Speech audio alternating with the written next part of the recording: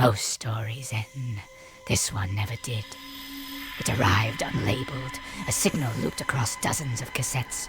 One voice, then another, and another. What started as a hike became a recursion, a story that consumes its teller. Filed under case 143, the signal. Don't worry, it'll all make sense soon. That's how it starts. Every time. The road ended hours ago. Now it's just Ethan, the trees, and the silence. He parks at a dead end of a dirt trail, deep in the Maryland wilderness, steps out of the car, and breathes in air so still it feels like the forest itself is holding its breath. His name is Ethan Hale, 32, photographer, backpacker, someone who used to love getting lost in places like this before things went wrong. He shuts off the engine and the world swallows him whole. The signal vanishes from his phone. Perfect. Inside the visor, he's left himself a folded note. He doesn't read it. He already knows what it says. Just seeing it is enough to remind him, if I'm not back in 3 days, don't pick up. The voicemail from his sister Claire echoes in his head. Hey, just checking you made it out there. Don't be a ghost again, okay? Call me back, please. He won't. That's the point. Ethan slings a camera bag over his shoulder, double-checks the DSLR, the old Polaroid, the notebook, and steps into the trees. He hikes for hours, letting the rhythm of footsteps and birdsong dull the weight in his chest. That weight has a name, Paige, and a silence. The kind of silence that happens right before headlights appear from the wrong direction, or the one that follows a final breath in a hospital bed. Claire told him not to blame himself, that the crash was a freak accident. But he knows better. He was driving. That silence has never left. By dusk, Ethan set up camp near a ridge of mossy boulders. He eats half a granola bar, lights a small fire, and takes Polaroids of the clearing, habit mostly.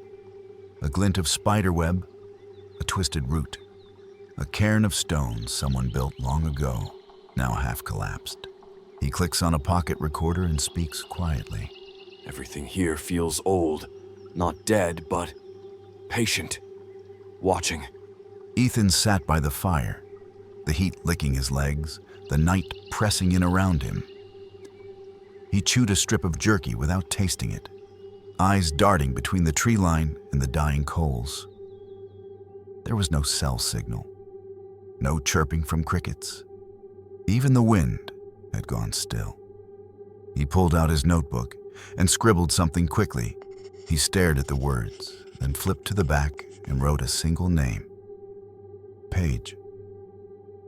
A memory surfaced. Her brushing her teeth in the mirror. That small, sideways smile she gave when she caught him watching. The way she always slept with one foot out of the blanket.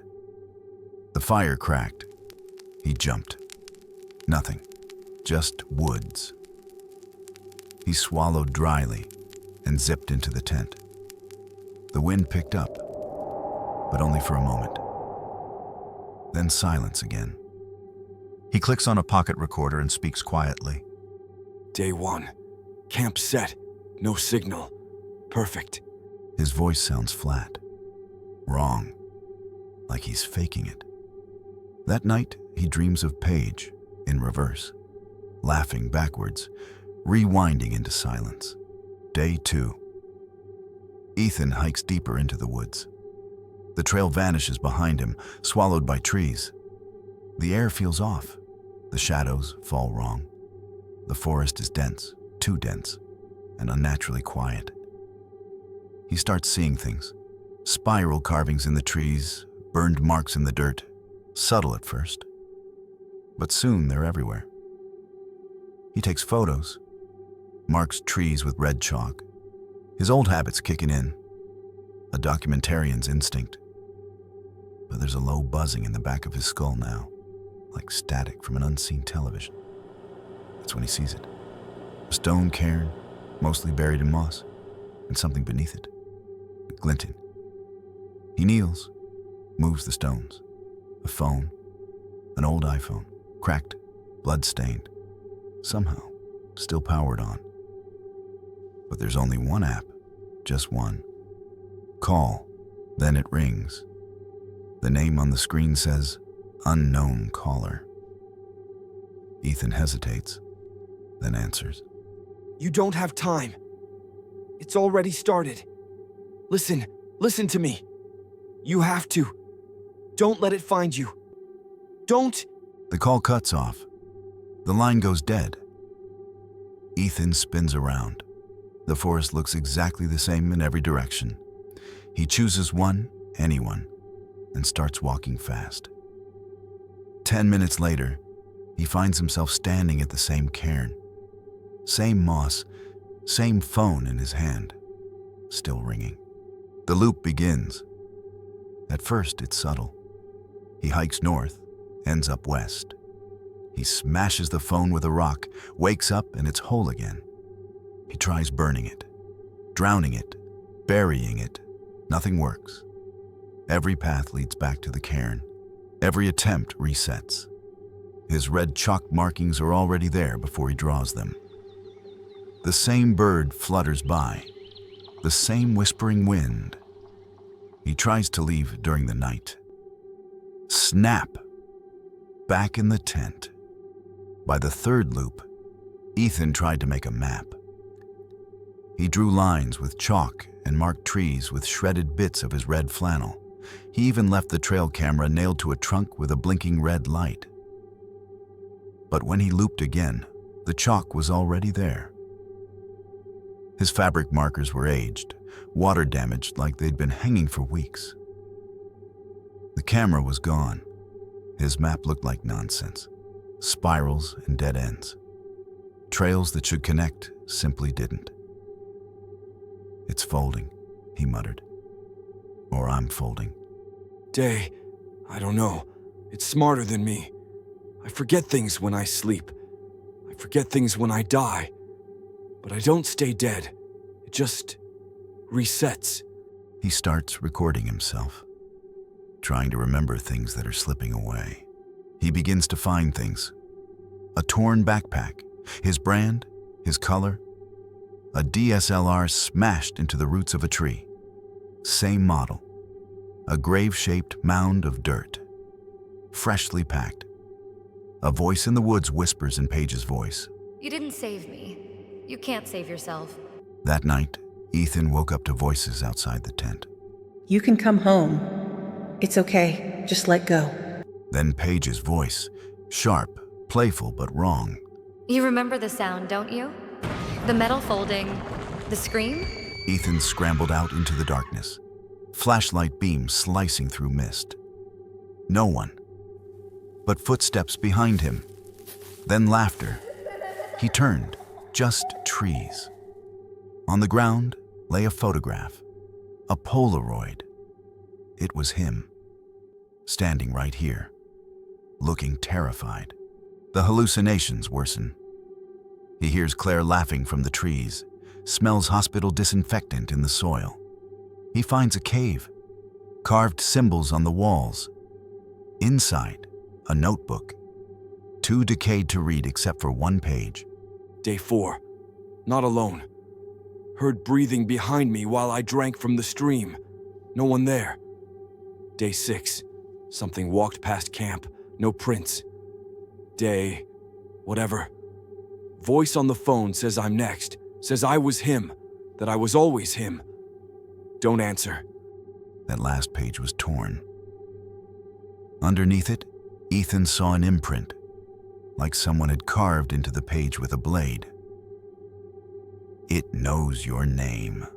He dreams of a creature, long-limbed, moving between trees like film run backward. Its face shifts. Sometimes it's Paige, sometimes it's him. Sometimes it's no one. He wakes with claw marks on his arms. More cairns appear, 9 of them. He digs under each one. Each contains a phone, everyone powered on, all identical. He lines them up in a circle and plays the old voicemails. Different voices, all his. I passed it once. I'm so sorry. Don't bring anyone here. I buried the recorder. If you find this, it's too late. I burned it. I burned with it. It didn't work. You have to pass it. That's the only way. He collapses. That night, Paige comes to him again. Her eyes are too wide. Her smile isn't hers. It doesn't want you to leave. Ever. You are its story now. He screams until his throat bleeds. And then, he remembers the note, back in his car. If I'm not back in 3 days, don't pick up. He found a running stream, real, cold, crisp. For a full hour, he thought maybe this was the way out. The water meant direction, maybe even escape. He followed it downhill until it curved behind a ridge. He crested the slope and saw it. His own fire pit, his own gear, the cairn, the phones. He fell to his knees, sobbing, clutching his own water bottle, still full. There was no outside, no direction. The stream looped too. He sobs. He decides. He builds a funeral pyre, the biggest fire he's ever made. He pins a note to his jacket. I'm done. I'm sorry. Don't answer. He lays the jacket down calmly. He holds the phone. It rings. He steps into the flames, and the world goes white. Later, the forest is still. Birdsong returns. Footsteps crunch through leaves. A new hiker, younger, smiling, oblivious, emerges from the trail. His name is Matt. Matt stepped over the scorched remnants of a campfire. The stones were still warm. He looked around, confused. Found a Polaroid photo in the ash. A man, wild-eyed, burned edges. On the back, don't answer. The phone in the moss vibrated. One bar, no apps, just call. He frowned and picked it up. Hello? On the other end, static. Then an unknown voice. Hey, Matt, you don't know me. I don't have much time, but I need you to listen. He spins around and runs as fast as he ever has. The trees shimmer like heat waves. Snap! He's back at the cairn. The phone rings again. He picked up the call and lost the line between time and self. If only he'd let it go to voicemail. But don't worry, the phone still rings, and someone always answers.